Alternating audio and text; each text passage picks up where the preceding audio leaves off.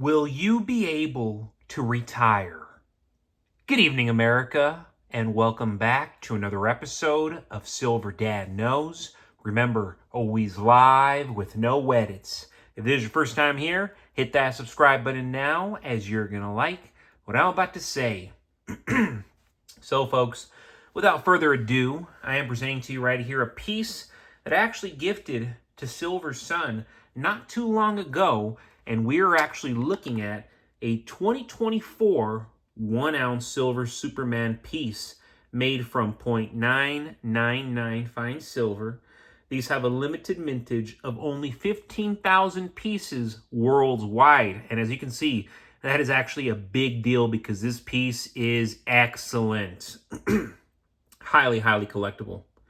Right here on the averse, we see the Samoan coat of arms, the country of issue, face value, year, weight, and of course, purity. Then we go to the reverse, what actually sold me personally, and we see Superman standing on top of a building. His fists are clenched. He's ready to go, ready to face whatever villain comes next. It's got that classic Justice League vibe, and that's something that comic fans like myself love. I still, to this day, own a lot of comic books, a lot of the Frank Miller from the 1980s. I even have comic books dating back to the early 1960s. So again, I am definitely the type that loves to collect vintage comics, the real deal, not reprints, actually from that era. This coin is legal tender in Samoa, a stunning island nation in the South Pacific known for its rich culture and natural beauty. DC Comics continues to honor their legendary heroes. Superman has been part of the Justice League since the very beginning in 1960, alongside icons like Batman, Wonder Woman, and of course, The Flash. If you're into silver and or superheroes, this is one you do not want to miss. Add it to your stack while it's still available for as low as 55 to 60 bucks with free shipping. An absolute steal. And before we go any further, I want to give a quick shout out. This is to my always loyal subscriber, and he has been sending me nothing but fire lately. I love it. Here we go. Useless Knowledge 07. The quote, "If a nation expects to be ignorant and free in a state of civilization, it expects what never was and never will be," was written by Thomas Jefferson in a letter to Charles Yancey on January 6, 1816. The full context of the quote emphasizes the importance of a well-informed populace for a functioning democracy. Awesome comment right there coming from Useless Knowledge 07. And it is so true. It is so true. If a nation expects to be ignorant and free in a state of civilization, it expects what never was and never will be. Sir Thomas Jefferson. You see how our society, folks, has become more third world than ever. You think of the 1960s, 1970s, 1980s, the great era, the good old days.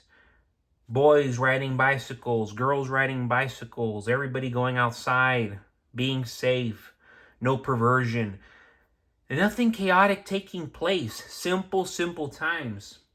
And now we see what it's transformed into. And I learned it a long time ago.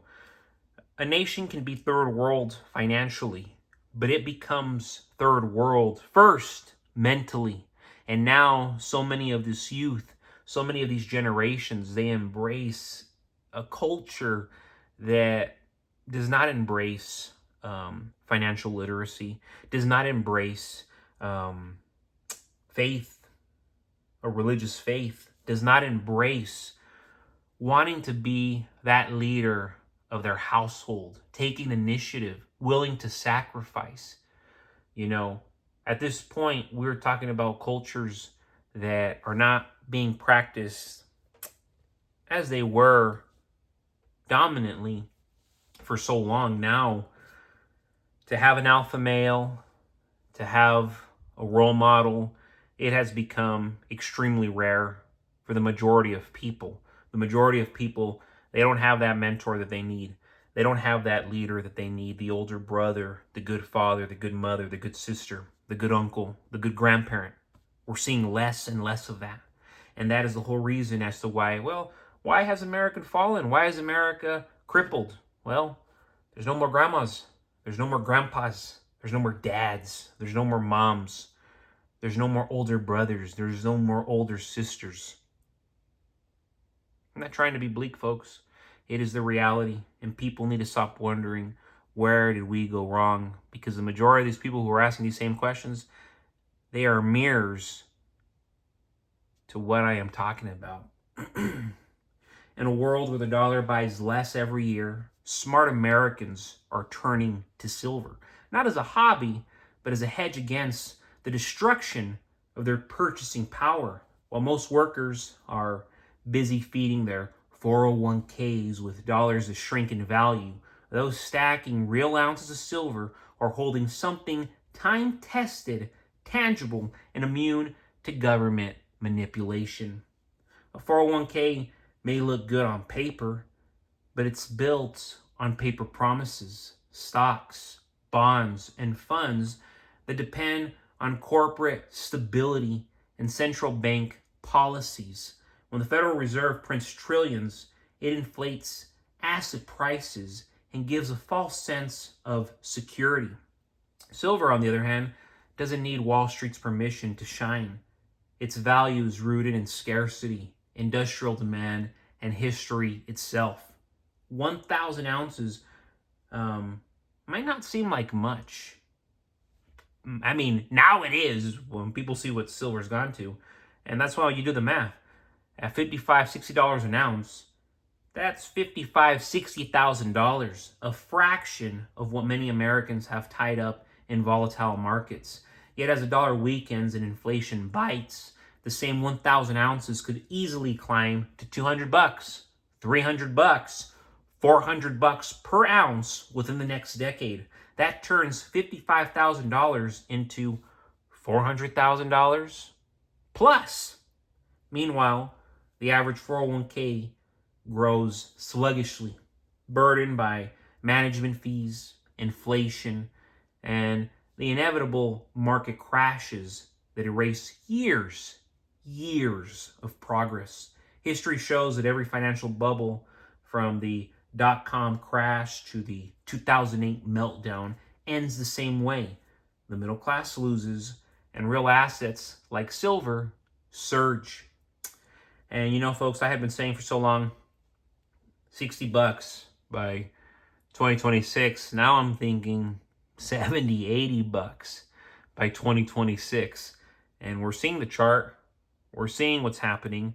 $100 trillion every 100 days. I'm sorry, $1 trillion every 100 days. It's no wonder at this point, folks. It's gotten that out of control. It's gotten that ridiculous. And those who hold silver, those who hold gold, those who have real assets, they're going to reap the rewards. Silver benefits from growing industrial demand, from electric vehicles to solar panels to advanced electronics. Global consumption is outpacing mine supply. When you combine that with rising geopolitical tensions and declining trust in fiat currencies, the setup for silver becomes explosive. The true beauty of owning 1,000 ounces isn't only the potential profit, it's control. You don't need a fund manager. You don't wait for permission to withdraw. And no one can freeze your holdings. You hold your wealth in your hands, safe from the digital systems that track, and of course, tax every single move you make. In the coming decade, as 401ks crumble under inflation and currency debasement, silver will prove to be the real retirement plan. 1,000 ounces will very soon buy what an entire lifetime of dollar savings cannot. Freedom, stability, and power in a very, very uncertain world that, unfortunately, we all have to live in, we all have to survive in, and not just survive, but God willingly thrive in.